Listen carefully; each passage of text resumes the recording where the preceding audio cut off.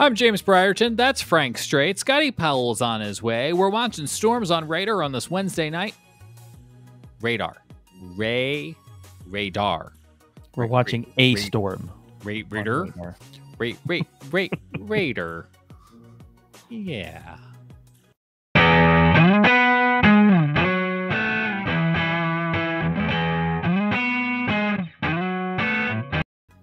Words are hard, but that's okay. It's only a podcast. Thanks for joining us. I'm in Charlotte. He's in Columbia. We'll have Scotty Powell in Myrtle Beach in just a moment. We're going to talk about all the confirmed tornadoes we've had here in the Carolinas over the course of the last week since we last spoke with you.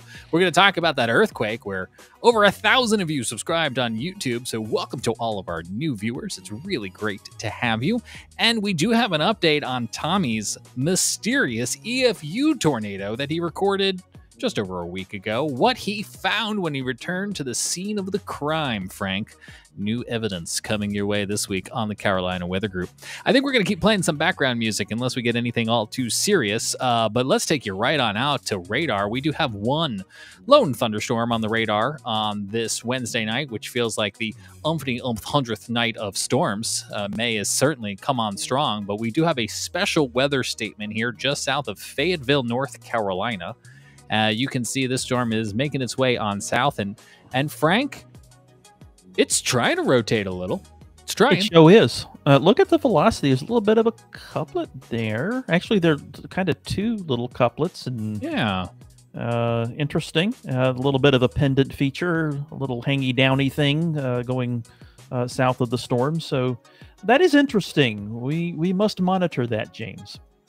And we certainly will, which actually reminds me, Frank, that we're also streaming tonight on the Carolina Weather Net, which has been streaming on our YouTube channel continuously for days with live radar, sky cams, and real-time alerts from the National Weather Service. So if you're now seeing us over there on the Carolina Weather Net, so glad you've been checking that out. Do feel free to... Oh, we do have a tornado warning. Oh, there it goes. Okay. Tornado warning. Hey, we were just talking about that. We were just talking about that. So I'm going to go ahead and kill the music because that vibe just feels really weird. But the national... Yeah, let's we have to get serious now because there's a now we do warning. have to get serious, which is sharing my screen. Yeah, go ahead. While you get that ready, I'm text of that warning. Yeah, so here's the text of that warning while you get that all set up. The National Weather Service in Raleigh has issued a tornado warning for southeastern Cumberland County in central North Carolina until 9:45 p.m. As we were just showing you, they are tracking a severe thunderstorm capable of producing a tornado near Jeremy. We're about 17 miles north of Elizabethtown. It's moving southeast at 30 miles an hour. This storm will be mainly over rural areas of Cumberland County, but this will include the Bushy Lake Natural Area. If you do happen to be in this area, we want you to seek shelter in a sturdy structure, lowest level, most interior room. Let's go over to Frank's screen share and see what he's looking at. Frank? All right, let's zoom in real tight on this thing. That's Fayetteville over there. This is southeastern Cumberland County we're looking at, and the tornado warning is in this laser beam purple polygon here. And the area of concern is where we see some rotation. It shows up a little better on base velocity than storm relative at this point, at least on the lowest tilt here from the Wilmington radar. And you got got a rotation there. We've got some gate-to-gate shear here southeast of Fayetteville. Now, there are no major roads in this area, so it looks like it's a fairly uninhabited area. But nonetheless, it is the few people that do live out here need to be taking shelter. The possible tornado, the rotation is moving southeastward, so it looks like it could move into Bladen County before long. If you're east of Jerome here, for example, northeast of White Oak, or along NC 242 here, you're in the path of this storm. You're not under the warning yet. But you need to be paying close attention to what's happening. You might need to take shelter here on short notice. So do keep an eye on that thunderstorm and possible tornado that's involved there. Yes, we know that the National Weather Service is watching this more favorable environment over Cumberland County here in North Carolina. And as we saw, strengthening rotation signature there on a radar just above the surface has given them enough confidence to go ahead and issue this tornado warning. As Frank mentioned, we don't have confirmation of a tornado on the ground, but the radar is giving us indication that there is a likely chance that this thunderstorm could put down a tornado. And that's why the National Weather Service has gone ahead and issued this warning for Cumberland County until 9:45 tonight. We are just to the south of Roseboro and also to the south of Salemburg. This is to the southeast of Fayetteville, and as we mentioned in the text of the warning, north of Elizabethtown. Now, it's interesting, Frank, and I don't know if you have it there, so I'll flash back over here real fast to my screen share. In addition to having the tornado warning in red on the screen, and I'm going to go single panel here just to simplify our geography, we also have special weather statements that almost kind of wrap it around, which is an interesting decision here by the National Weather Service, because I think they're trying to tell us that the threat for rotation is right on in here. That's the red polygon they have, but this whole area could see impacts from this late night thunderstorm in regards to, hail and wind, and I think that's why they've gone ahead and issued that special weather statement downstream. I'd be curious. I wouldn't be surprised if they also move this tornado warning further south. Yeah, that's right, and we'll have to see what the Weather Service does here as it moves into northern Bladen County. It's on the verge of doing that, so that's why I mentioned that. But you're right. In addition to the risk for a tornado, there's also the concern for some locally damaging straight line wind, and there does appear to be some hail potential as well. Just looking at this reflectivity, there's some areas above 60 dBz. That's even up to about 65.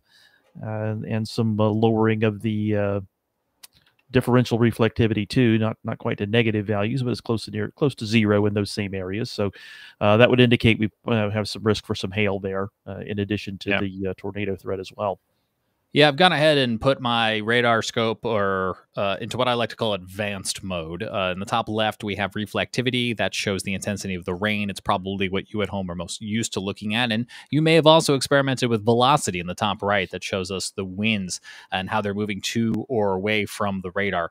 Frank was just mentioning the hail threat. So we do have in the lower left quadrant for you the radar indicated hail. And actually, Frank, the strongest hail may have been about 20 minutes ago when it came out of Hope Mills. There's a flash there on the screen where it had some pretty strong hail signatures as we look at the integrated liquid. Right. Yeah, the Ville's one of the indicators we have for hail. We're using that for a long time. The dual pole products give you a more reliable indicator of hail these days, but the Ville is still a pretty good indicator for hail. And it really did spike up there pretty well. Let's see what the MEHS has here. Frank, I'm going to admit I'm not the strongest when it comes to correlation coefficient, but I've just circled something in the bottom right. Is that just noise, or is that? Good question. Let's see what we got here. I don't see any. Yeah, we're looking at two different radars though. You got the Raleigh radar up there, don't you? I do have the Raleigh radar up. Yeah, so we're looking at or comparing an apple to an orange, so to speak. Your radar beam is a little closer to the ground than mine, but mine doesn't have the rest of the storm in the way. Looking at the Wilmington radar, so Wilmington radar's down here toward the bottom of the screen here. It's further away, so the beam's higher up. But the Raleigh radar, which is over here, you've got the storm in the way of the rotation, so penetrate the whole storm. The Wilmington radar might have a better view of the circulation, but of the storm overall, the Raleigh radar may be giving you the better view. So it's probably good that we're looking at both of them. But anyway, here the rotation's still there as it gets as the storm's approaching the Bladen County line here. So we do need to keep an eye on that very closely. Yeah, let's bring in Scotty Powell in Myrtle Beach, and we'll talk a little bit more here, Scotty, about all of the storms we've been seeing. But you got your eyes on this particular polygon tonight. Anything jumping out to you on radar signatures? I just saw when you messaged me, I just saw that this morning popped up kind of a favorable environment down here in the PD, southeastern North Carolina. We've had this stalled front or upper level low that's kind of just put a boundary on top of us. And Yeah.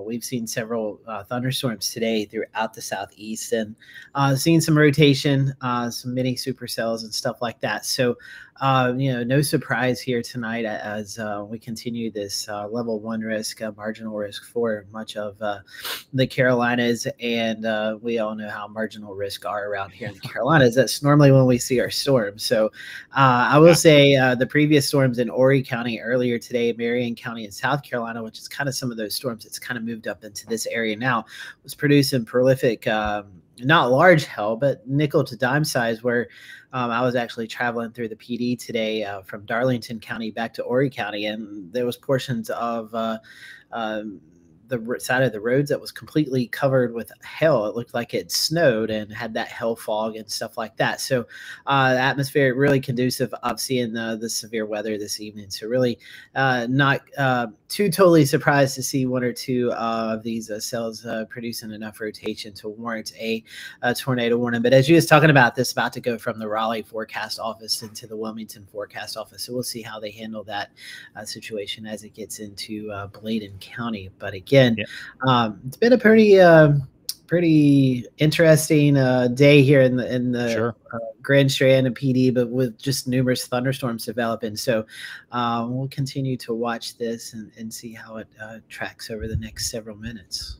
Yeah, Scotty mentioned the Storm Prediction Center outlook for today. We're in that marginal risk tier 1 out of 5, and you can see that stretches across most of North Carolina and about half of South Carolina.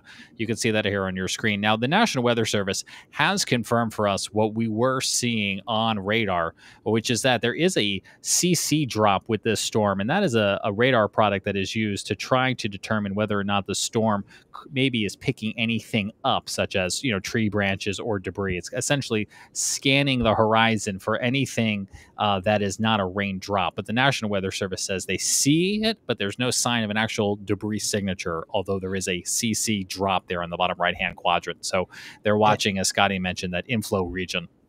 Yeah, and as Franklin's talking about, it's pretty rural areas, so you got a lot of farmland out in this area. So, it's possible something could be there, but we're probably not going to be seeing with these CC drops. You normally are picking up on debris that's being lofted into the atmosphere, and sometimes those are trees or pieces of roofs and stuff like that. So a lot of this is kind of like farmland. So not surprised to see any reports out of that yet, but as it gets in closer to portions of those more populated towns, we'll have to see how it goes. But also kind of a weird direction as these storms are moving from northwest to southeast. So as this continues to move on, White Oak and then Elizabethtown, and then eventually just on the outskirts of Bladenboro, which is closer, and then you've got Bladen County, Columbus County, and then eventually maybe even into portions of the northern Raleigh or Wilmington metro area. So we'll see how this storm progresses as it moves closer, but also moving closer to a more stable marine layer where we're at here along the coast with some cooler ocean waters. Frank, I've switched over to your Wilmington radar perspective on my screen. You can see what the radar thinks is the hail threat a little bit more clearly when we're not having to penetrate the entire storm. Right. That's the reason why I started using that, and because the circulation's on the south side of the storm, and this the Wilmington radar has a closer look at it. But as Scotty mentioned, this is a pretty rural area. The only population center I could find, and it's not on my display here, is an unincorporated community, Ammon, which is in Bladen County, about right where my mouse cursor is here. So switching back to velocity, this is where the rotation in the storm is, and where the possible tornado could form or might already exist, is right there just to the east-northeast of Jerome there. So the storm is moving kind of that way, so it looks like it would pass north of Ammon, but right along or right across Highway 242 here, and maybe 10-15 minutes time. Yeah, no word yet from the National Weather Service in Wilmington on what their plans are. I'm sure they're keeping a close eye on it as we get ready to hand off between the Raleigh jurisdiction and the Wilmington jurisdiction. But I will say, they've got a special weather statement out now for northern Bladen County. Yeah, that is. I'd almost just take that as indication of like, yeah, we know there's something here. We're watching it. What a nice opportunity to actually have 3 radars to bounce between Raleigh, Wilmington, and Morehead City. As a guy who lives in a bit of a radar hole, and you could argue I have 4 radars, it's nice to have at least 2 radars with competing pictures. Right. Yeah. Yeah, having more than one radar helps because you, like I mentioned, the radar beam will be at different heights in the storm. Raleigh's closer to it, so the beam's lower. The Wilmington radar, the beam will be a little bit higher, so you can see what's happening a little bit higher up. And Morehead City radar a little further away still, so you see what's happening a little further up. And then you have all the tilts of each radar to look at. So you get a better 3-dimensional picture by looking at more than one radar at a time. Yeah, most certainly. This is not the only tornado warning that we've seen in the course of the last few days. We've had numerous tornado warnings issued, about half a dozen confirmed tornadoes in the Carolinas as we've been locked into this pattern, which is bringing us these pretty healthy afternoon showers and thunderstorms, but also a persistent flood threat. Scotty, I was pulling some rainfall numbers, and Boone, 5, 6, 7 inches of rain in the last couple of days. And, it's not Helene, but it's one of the bigger flood days we've had since Helene. Yeah, and I was actually seeing where there was actually some sinkholes and stuff opening up in those areas where we've seen some flooding from Helene and even into portions of the upstate as well. So, that area also kind of was in a drought-ish situation moving into this setup. So it's from one extreme to the other, but we know that these summertime setups in the perfect scenario with that upper level low off to the west of us, you get that southerly flow component that really drives in that moisture up against the Appalachian Mountains, and it kind of just wrings out all the available moisture. It's kind of like wringing out a sponge, and it's just able to tap into all that moisture. And so we saw some higher totals up in Watauga County over towards Ashe and Avery, and then even into portions of like Polk, Transylvania counties, things like that. So definitely some heavy rain. And even down here at the coast, we picked up over the last 5 days or so, not counting today's rainfall.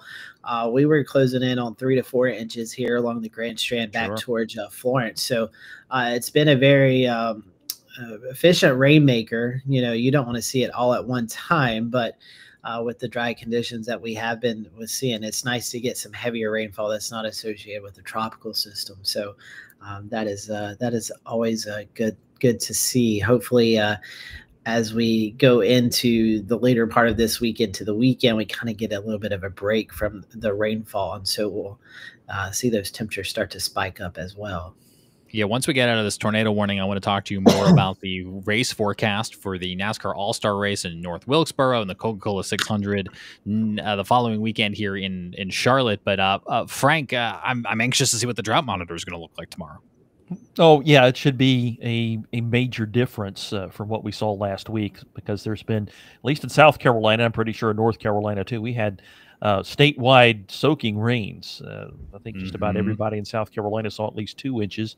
There were some widespread 3 to 4 inch totals, and I think the peak was like 9.1, which was not far from me. It was in Irmo, if I remember correctly. So a lot of rain over the last 5 days, and we needed it, and it should put a big dent in the drought.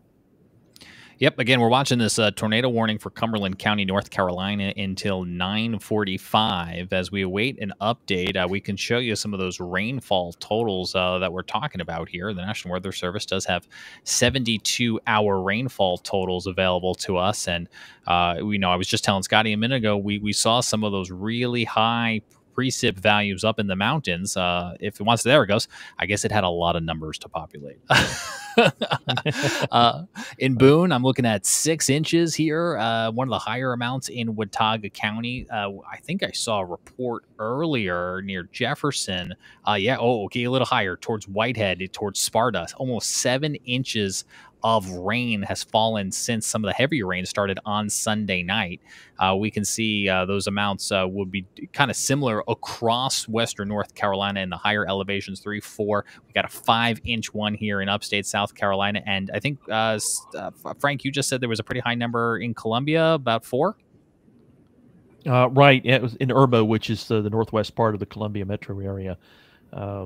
When somebody up there in the Kokoros network had a 9-inch rainfall report over 5 days.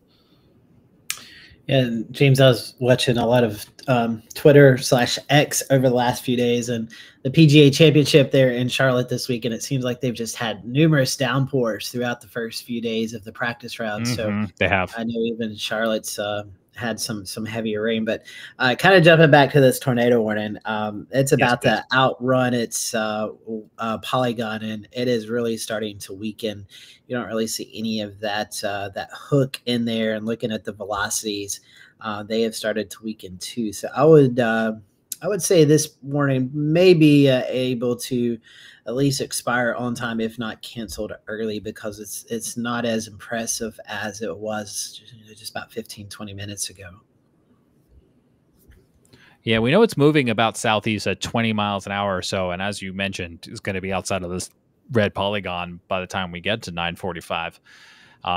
But it will be sliding into that special weather statement. And so anybody who's not familiar with the special weather statement, that's the National Weather Service's way of cluing us in that they're watching something. But it's typically used for a sub-severe storm, a storm that doesn't quite meet the criteria for a severe thunderstorm, 60-mile-per-hour winds or 1-inch size hail, or of course a tornado. So it's what I would call noticeable storms, right? Maybe 40 miles an hour winds, pea-size hail, things that you would be like, is anybody watching this? Oh, yes, there's a special weather statement on it. They are watching it. So I always take it as a kind of a vote of confidence. Yeah, as Scotty said, it looks like the circulation we were watching earlier is weakening, but we do have to keep an eye on what's going on off to the west there, as there is another kind of a circulation showing up there, and there's a pretty strong reflectivity over toward Jerome there, crossing into Bladen County. Some of that's over 60 dBz again, so there's probably some hail in that.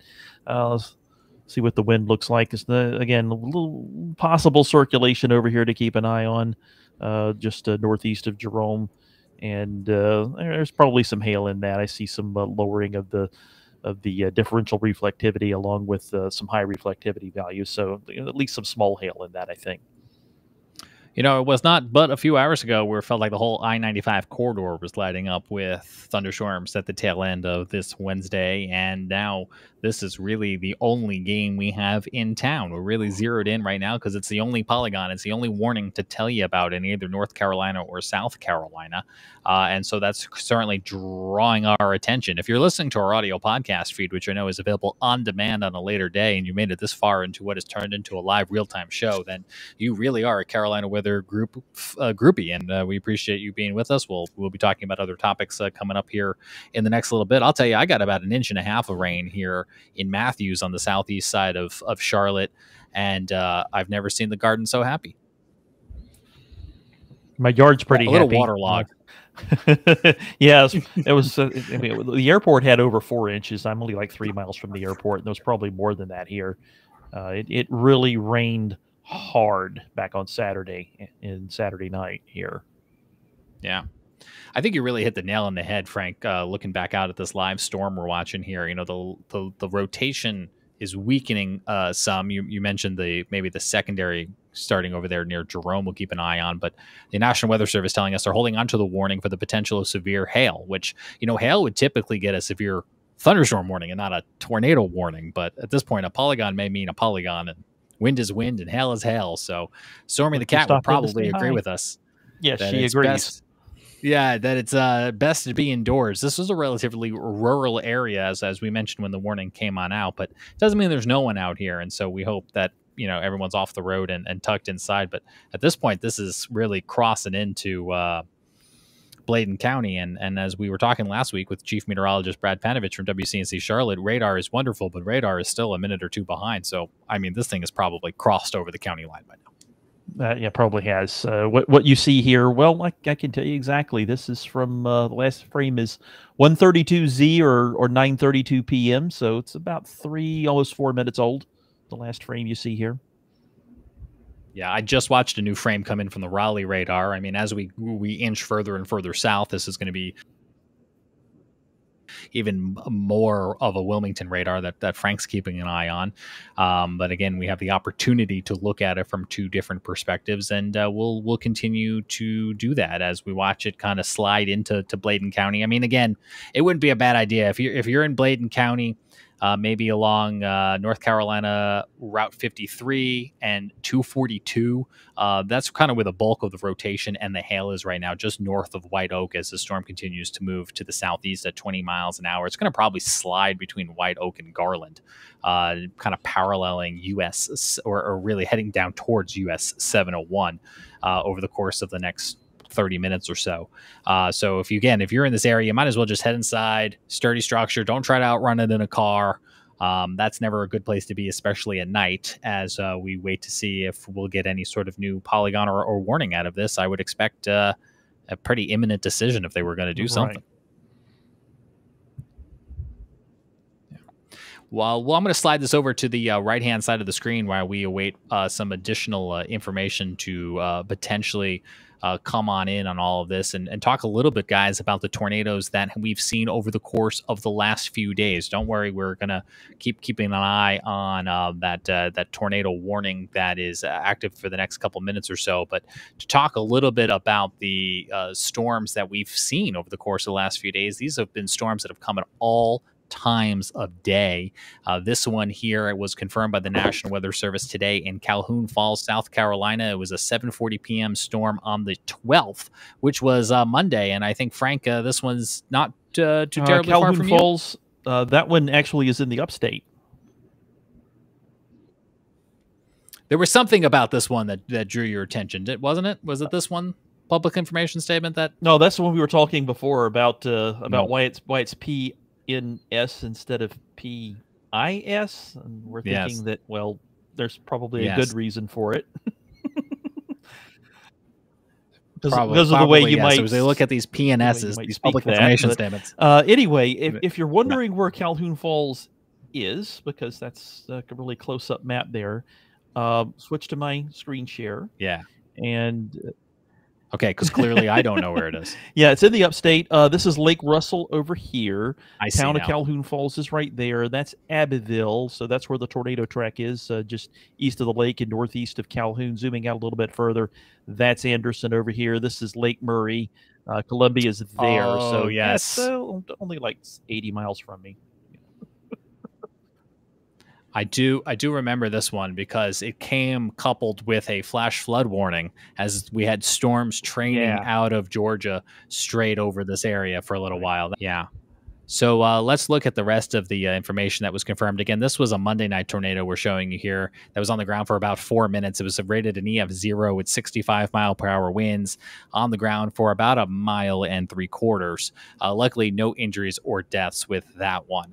The National Weather Service did also confirm for us a tornado also on Monday at 5 o'clock hour in Princeville, North Carolina, an EF1 with estimated winds up to 110 miles an hour on the ground for just over 2 miles. Again, no injuries or deaths with this or any of the tornadoes that I'm aware of. And you can see here how it just kind of skirted the outside of Tarboro in North Carolina.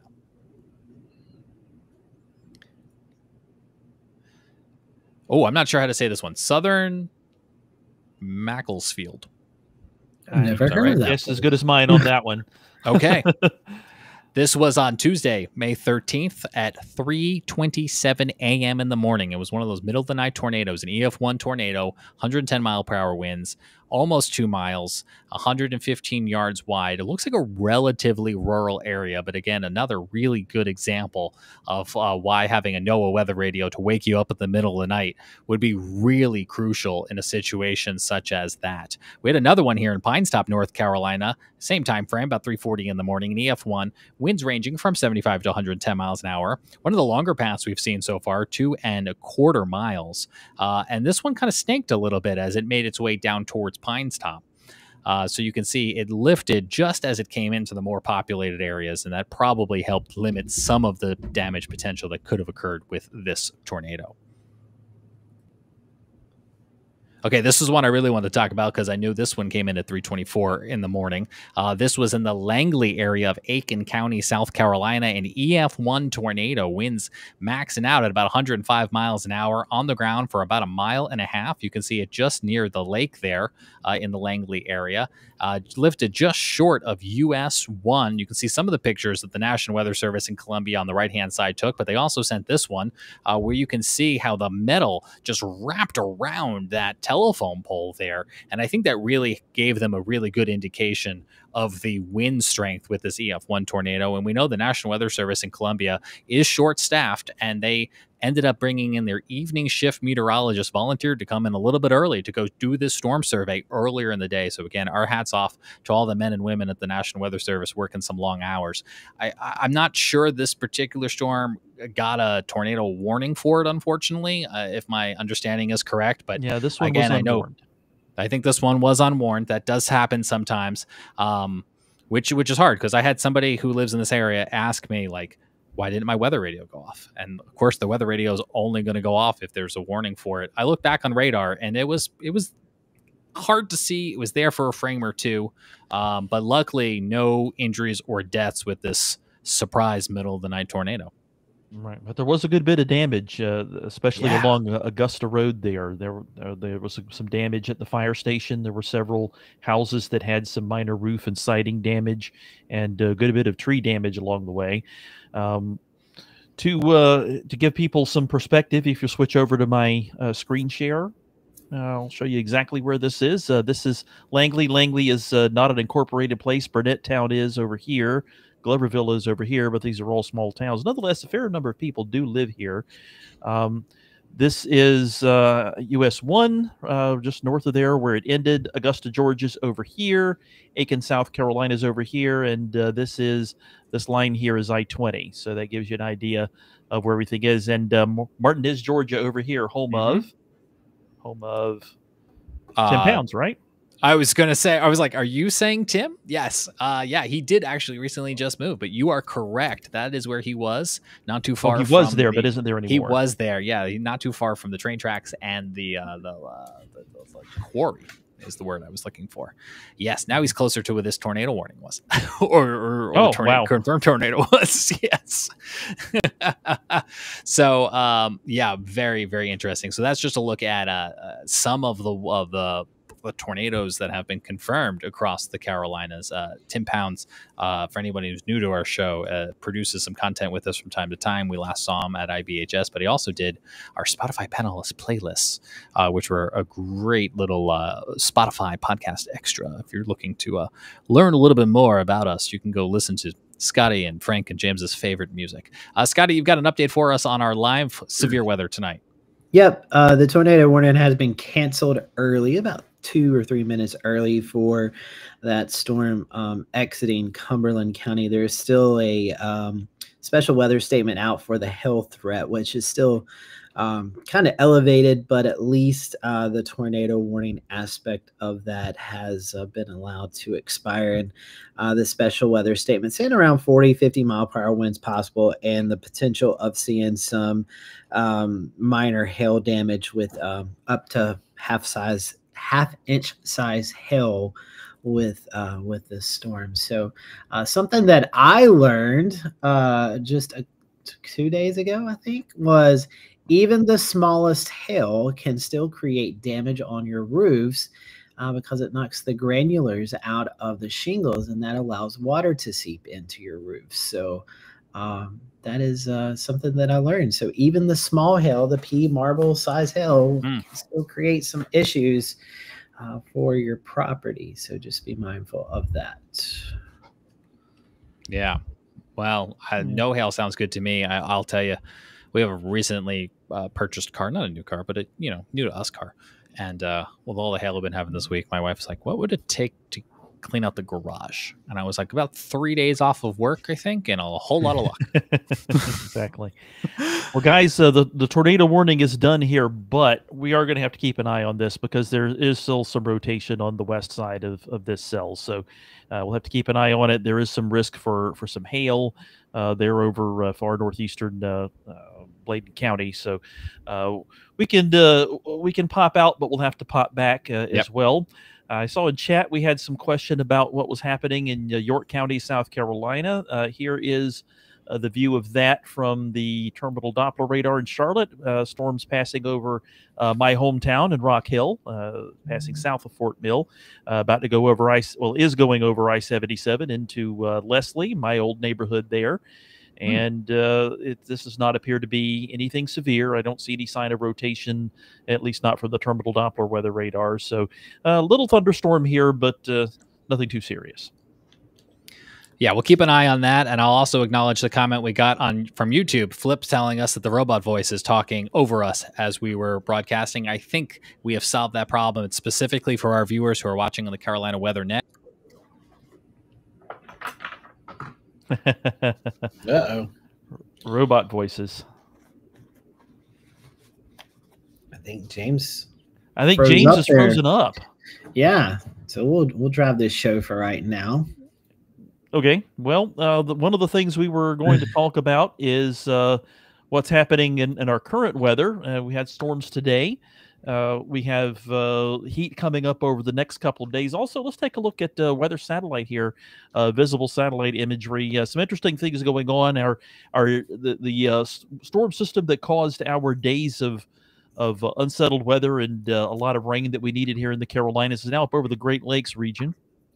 Further south, we have some lingering effects from that with the storms over eastern North Carolina and over in the Catawba River region of South Carolina. A few storms in Alabama as well. But notice this little brown area. West Texas yesterday and the previous night, they had high winds there in Oklahoma, and it kicked up a lot of dust. And that dust is now over Mississippi and moving into the Tennessee Valley here. That's drifting eastward. So maybe some of that dust gets to us, Scotty, over the next tomorrow and into tomorrow night. That'll be something to keep an eye on anyway.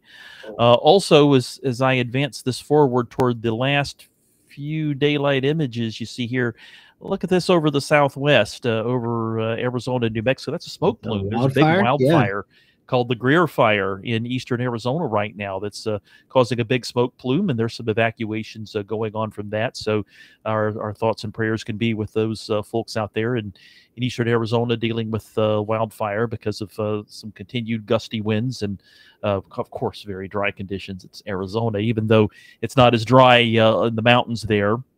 In eastern Arizona, you still have it still gets pretty dry this time of year. It's you typically see the rains in that part of the country end in March and April, and it starts getting real dry in May. So there's definitely some dry fuels out there to contend with, and for fires to consume and spread quickly if there's any high winds out there in that part of the country this time of year.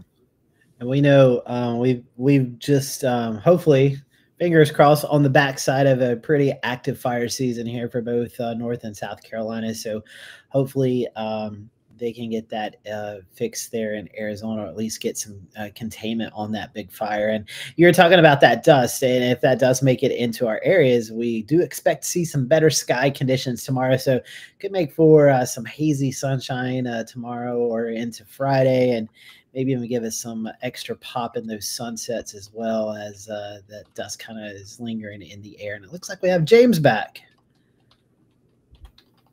Maybe. Yes. Maybe. Well, there he is. I was talking about our new AI voice on the Carolina Weather Net, and it appears as if the AI robots did not like me talking about them. That was my conclusion. You out. You offended our future overlords, James. You're in big trouble. I think that's what happened. Thank you for holding down the fort while I was gone. That was a little jarring on my side because not only did my computer freeze, but the AI voice was still talking in my head. It was reading some special weather statement or something, and it just got stuck. And it was just it was and then James got stuck. And then I got stuck. So there you go, live show. So thank you for keeping an eye on this storm. We'll wait to see if they issue another tornado warning on it.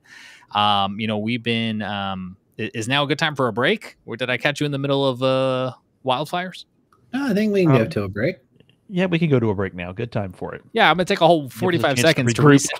45 seconds to reset my computer here, and we're gonna talk with Scotty on the other side about NASCAR as we continue on with things on this May the 14th. Enhanced Fujita just hit a big milestone in the future of weather radar.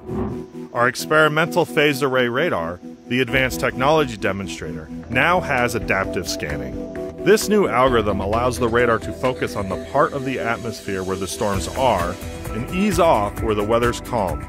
It's also using dual pol data to make smarter decisions about where to scan next. The result? Faster updates without losing coverage or quality. It's a major step towards a smarter radar network, giving forecasters the right data right when they need it. Next up, real-world testing is already underway this spring as we keep pushing forward in advancing the future of weather radar. Learn more at nssl.noaa.gov.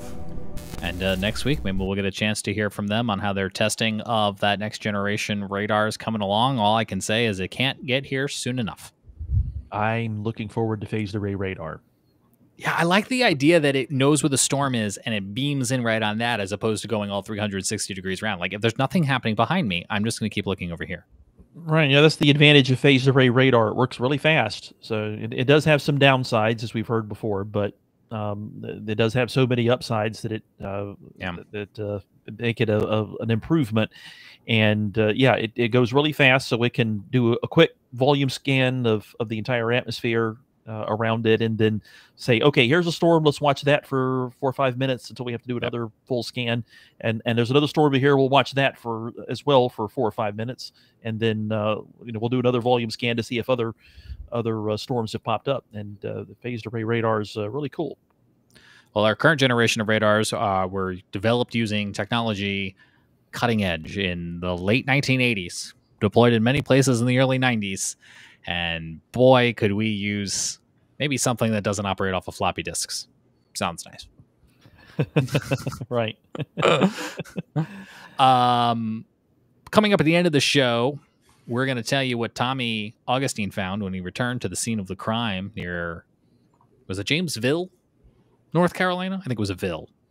And we recorded this beautiful drone video earlier this month, catching a tornado that had not yet been warned. He was the storm spotter that called it into the Weather Service and got that warning issued. You can see his incredible drone video right here. If you missed our conversation with Tommy last week, it's on our Carolina Weather Group podcast feed. But again, he returned out there to see if he could find any storm damage, and we will tell you coming up what he saw. In just another moment, I'm going to talk to Scotty Powell and Frank about what they're looking forward to for the course of these next 2 home races here in NASCAR in the coming 2 weekends. But what are the drivers looking forward to?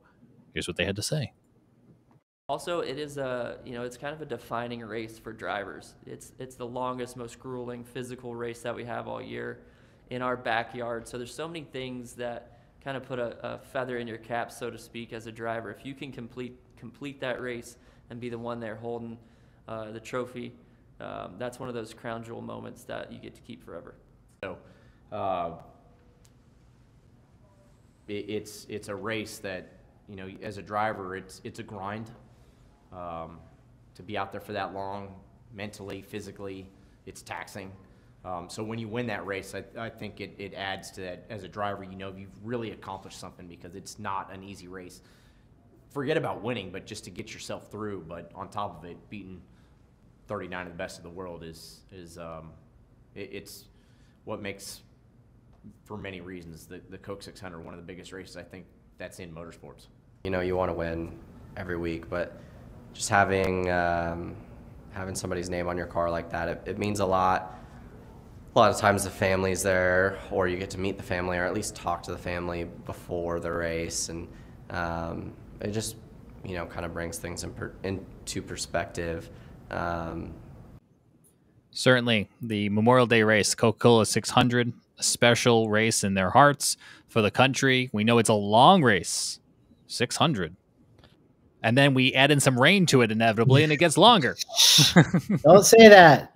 Don't say that. Seems to be what happens, Scotty. But before we get to Charlotte, we got to get to North Wilkesboro this weekend, right? Yeah, actually, I'm wearing my Charlotte Speedway shirt tonight. Way to represent. Very nice. There you go. Excuse me. Yeah, so North Wilkesboro coming up this week is the All-Star Race. And not sure if you guys remember, but last year we had a downburst, microburst that hit right outside of the Speedway. We had trees and tents flying through the sky. We had a pit road that was flooded. I don't know if you remember, but there's crew members swimming in pit road and tires floating and water getting into the transporters that haul the cars around. So we're hoping that we don't have that again this year. Kind of looking at the forecast for this week in North Wilkesboro. It looks like we're going to be in the mid-80s, a lot of humidity. We are starting to get into that summertime pop-up thunderstorm, and we could see one of those Friday into Saturday as a cold front moves through the area.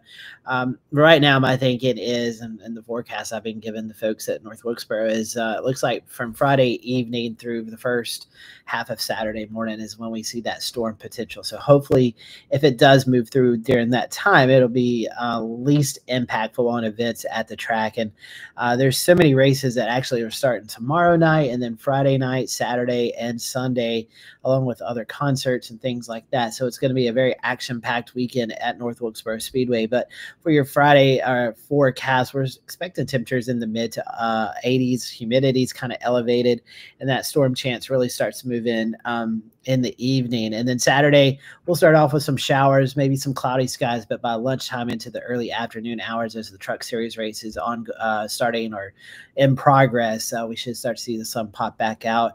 Then we have the qualifying events for the All-Star race Saturday night. Looks like the weather is going to be good there. Then there's a concert later on that evening. And for right now, fingers crossed, Sunday looks beautiful with sunshine. 80, low 80s is the temperature.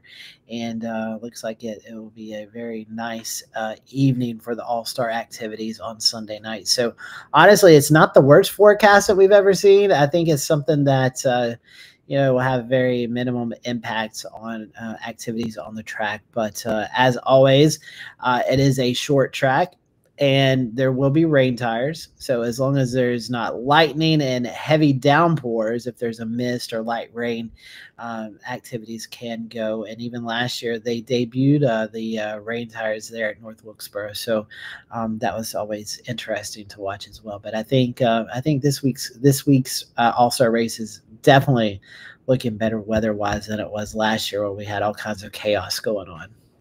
I forgot about all of that. And is this the second or third time that the race is there? This is their third year, so third year straight. And the first year went off without a hitch, no weather issues at all. Last year, all heck broke loose, and so we're hoping that we're back on that uptrend where we don't have much to worry about weather-wise. I guess we should tell people, when you said a moment ago that you are telling the people at the Speedway, we've got a lot of new subscribers to our channel. It is you who is sitting there watching the sky.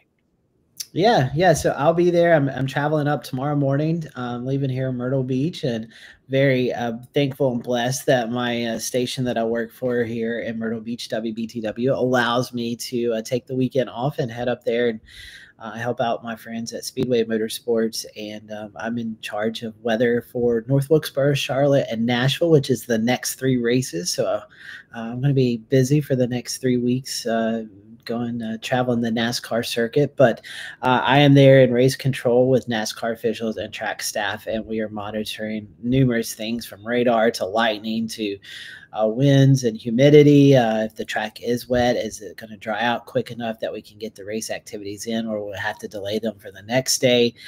So it is me that unfortunately or fortunately gets to make the calls and gets all the people happy or mad. It just depends. So they always like to say, we don't like to hear much from you on the weekends. And if you're not hearing much from me, that means that the weather's pretty good. So I will be there. So if you're going to the events in North Wilkesboro or Charlotte, I'll be around. So say hello to me. Turn and wave. See me. If you get Yeah. evacuated, it's Scotty's fault. It is my fault. And we have great folks at the speedways. Encourage you to download their app. We'll push out notifications on the app if there is any dangerous weather out there, as well as video boards and things like that. You can also follow me on social media, Scotty Powell WX. I'm pretty good at posting updates about radar updates, and then as we start to get news trickling in of, we're about to go back racing, I'll post those too. But hopefully you don't have to hear much from me. Hopefully nothing. We'll just show pictures and videos of things that are going on. Yeah, let's look at some of the pictures and videos from the Coca-Cola 600 in recent years, because we mentioned North Wilkesboro this weekend, then into Charlotte the following weekend. What can we look for? I don't know if you can give us a forecast 10 days out, but what in general can we look forward to with all the festivities in Charlotte? Charlotte's another busy week. They are adding the Craftsman Truck Series race on Friday night. So you'll have the truck race Friday, Xfinity Saturday, and then the Cup Series on Sunday for the Coca-Cola 600. It's going to be hot and humid. I can guarantee you that. And I guarantee you it's just our luck at the Coke 600. I don't know if I've ever went through a 600, and I've been doing this for 7-8 years now, that we've not had weather interfere with something. So it is North Carolina in summertime, heat, humidity. So we'll keep our eyes on the sky. And normally, though, with those activities, they're kind of in and out. So you may have a little bit of a delay there, but we normally get the race in. Now, last year was a different situation where it rained out the race Saturday and Sunday, and we had to complete both races on Monday, and those were even rain delayed at itself. So right here you can see Christopher Bell, who won last year. That race was supposed to start at like 1 o'clock in the afternoon, and it didn't get over till 10 o'clock that night. And then they had the Xfinity race after that. So it was a very long day battling an upper level low, which what we just experienced here. So I'm glad we had the upper level low this past weekend, right, and not the next couple of weeks coming up. So hopefully we've got enough rain this week alone, hopefully, to keep us satisfied for the next 10 days. Yeah, we call it upper level low as weatherman's woe, because they just do their own thing and they are very stubborn to get out of the area. So we're hoping we can get that through and enjoy a nice couple weeks with NASCAR in town. And the Coke 600, as you're seeing here, it's a big race. Is the longest race for the NASCAR Xfinity Series, but it is also a very special race for honoring our military folks as we approach Memorial Day. And as you were listening to Alex Bowman there just a little bit ago, he was talking about the families. So NASCAR assigns all 40 drivers a soldier in the different branches that has passed away. They are honored on that car. And so those families kind of just team members throughout the weekend, and they see what the teams go through. And then it's the only sport that I know of that completely comes to a stop and everything goes silent for 1 minute. And it's a moment of silence to honor all those folks who we have lost in the military, who have served this great country to keep our freedoms. And so it's just the military has a great representation at this race. And if you are going to the Coke 600, one of the coolest things is there's a pre-race show, and it is an active military scene where you'll see Black Hawk helicopters flying in. You'll see soldiers rappelling out of those Black Hawks.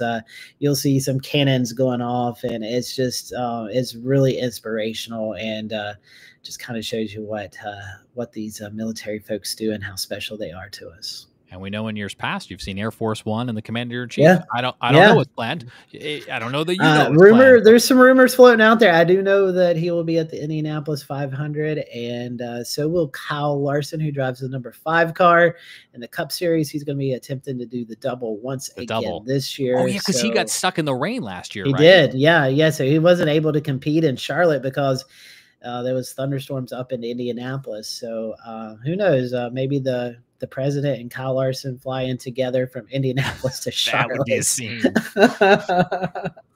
Clear the roads. Here they come. Yeah. So we'll see. Yeah. We'll see how that goes. But nonetheless, it is just a spectacle that if you've never even been to a NASCAR race, it is a long race. I know that, but I think it's totally worth your time to go out there and visit it. But Unfortunately, as of today, I only heard there was like 100 tickets left for the event. So it is. I mean, that's good news, bad news. 99.999% sold out. So if you can snag those 100 tickets or whatever is left, then count yourself lucky. There you go. Before we go on this week's edition of the Carolina Weather Group, I love this video. I want to play it again. So Tommy Augustine, we had him on the Carolina Weather Group last week. He recorded this tornado that he was out storm chasing there in eastern North Carolina and spotted a funnel cloud, called it in to the National Weather Service. Lo and behold, we got a tornado warning issued, or by we, I mean he got a tornado warning issued. He talked to us about what he was doing, how he captured this amazing, very steady drone video. But the tornado that he captured in Jamesville, North Carolina earlier this month came back with a rating of EF. And we talked last week about what the heck is an EFU tornado. Well, it stands for Enhanced Fujita Scale Unknown, because when the National Weather Service went out to do the storm survey, they couldn't find any damage, and the damage is what they need in order to estimate the winds. They look at which trees snapped, how they snapped, maybe if a larger tornado were to occur, whether or not it picked up cars or homes or other debris like that. So officially on this Wednesday night, it still stands as a EFU. But guys, we do know that Tommy is not going to let this one go. He went back out there to see if he could find any storm damage. Let me fast forward my slides here a little bit. And here's what he found. He found all of these areas where he found damage to the east side of Jamesville here. He shared some of the pictures with us. You can see this tree. Pretty healthy looking tree. I'm not an arborist, but the inside of that tree looks pretty healthy. It was snapped here. He speculates in this storm looks like a fairly fresh cut. I sent a couple other pictures here. You can see multiple tree branches that were snapped. One more picture I think I have here, kind of out in the field. You can almost see in this picture why it would be so hard to find damage, because most of that is just open grass. Yeah, there's. Let's add an EFU. Their service, Those and are whether or pretty not rare. whether or not they revise it. Yeah, I think Brad said he'd seen like 3 of them, and Frank, I think you said this is like the second time you've run into it. Right. Yeah, we've had a few EFUs in South Carolina in recent years. There was one with I think Helene last year, and then several years ago, I want to say it was 2019. It was with another tropical cyclone. There was a tornado, and they were certain it was a tornado, but they were not able to get to the area. It was in the Congaree Swamp, southeast of Columbia, and they weren't able to get into the area to survey the tree damage. All they had was drone videos, so they just called it an EFU, but it was probably an EF1, but they couldn't really confirm that, so they called it an EFU. So in corresponding with Tommy earlier, he's willing to yield to the Weather Service on whatever they decide to do or not do, but he did want to go back out and retrace his steps. Go ahead, Scotty. Yeah, and I was gonna say, you see a lot of these like out in Oklahoma where there's just nothing but like wheat fields and stuff like that, where there's really no way to measure damage. Or I've actually seen them like in the mountains of California, when you see those atmospheric rivers that kind of move in, you kind of see a tornado, but there's really no way to get up to those mountaintops to see what kind of tree damage and stuff is done. So it's an EFU, but yeah, very rare here for the East Coast to see those, because normally we're a little bit more populated than those other portions of the area.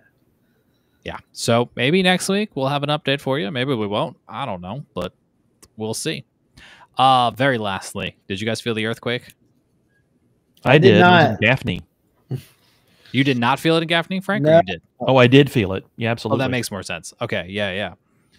So we know now that we had a magnitude 4.1 magnitude earthquake just across the state line in eastern Tennessee. It rocked portions of North Carolina, South Carolina, Tennessee, and Georgia just after the 9 o'clock hour on Saturday. And a lot of you joined us for our special coverage. We replayed an episode where Scotty and Frank had previously talked to a wonderful geologist to learn more and teach us more about how earthquakes work here in the Carolinas. And boy, what an example, guys, of, yeah, we do get earthquakes. Yeah, we certainly do. And Frank, you're prone to them there in the Columbia area. You're always Right. seeing those magnitude 2 or 3 earthquakes that happen a lot in that area. But the last one was up. What year was it now, James? 2020? I can't remember. 2020. You went up right when the pandemic started. You talking about Sparta? Right. Yeah, right up in Sparta and in Surrey County and places like that. So then you have the Washington D.C. or just outside of Virginia DC. one. Yeah. Yeah. So they do happen. Thankfully, when I was up there. Thankfully, not as I guess not as common to see those 4 and 5s that we've seen a few times. But thankfully, there was. I saw some video, but I didn't really hear of any damage or anything like that, besides just some things, maybe falling off the wall or something like that. So that's always good news. Yeah, we can show you the official findings from the USGS. This map might be a little hard to see if you're watching with us on Facebook and YouTube, but you can see the epicenter here, Greenback, North Carolina, just across the state line, just south of Knoxville, and to the east of Athens, Tennessee. But you can kind of see how the vibrations of that rippled across North Georgia as far east as Charlotte. My mother in South Charlotte claims that she felt it. I don't know how many people in Charlotte really felt it, but we did get a couple of reports back into the USGS. And, of course, portions of western North Carolina, eastern Tennessee felt it as well too. So I did not feel it, but I kind of feel left out, frankly. Me too. Yeah, it definitely shook me, and it was kind of weird because I was staying at my son's house, and when the earthquake hit, it shook. I was laying in bed at the time. I had not long ago woken up, and so I felt shaking.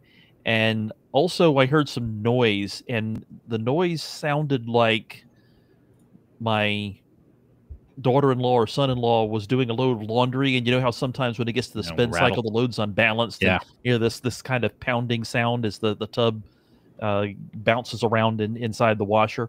That's what it sounded like. And I think what happened is that the earthquake shook the washer and made that sound happen. Oh, so yeah, That's literally sounded like an unbalanced washing machine then. Right. Hey, that makes sense to me. I'll buy that theory. That's what my mother said too. She heard like the walls creaking before she heard it. I felt the shaking. I heard a little bit of a rumble. This went on for seconds, 8, 10 maybe seconds, maybe 12, not long. And at the worst of it, I heard that boom, boing, boom, boom kind of sound that sounded like the washer with an unbalanced load in the spin cycle. Yeah. Well, hopefully we don't get any more of these. There was a chance we could get some aftershocks. I don't think we've had any yet, but it's scary one way or the other, and especially on a Saturday morning. What a way to start your weekend. Right. Well, Scotty, good luck up in North Wilkesboro and in Charlotte. Hopefully the rain stays away, and it's always good chatting with you guys. And we'll wait to see exactly how much rain we end the week with. Most of the rain that is going to fall this week has already fallen, but we do, as we've seen, have a couple of showers and thunderstorms still lingering on out there. Yeah. Speaking of, go back to my screen share. Okay. Yeah, I can show you that the storm in Bladen County has pretty much died now, so that's not a worry. There's another storm along 17 in Onslow County to keep an eye on, but that does not look anything close to severe at this point. And our little storm that we were watching over Rock Hill has now moved into Union and far south Mecklenburg counties in North Carolina. Also, not a big deal there. So not a big deal at all. Quieted down, possibly for the night here. That is good news. We always want you to have multiple ways to receive weather warnings. One of those ways, not the exclusive way, but one of those ways.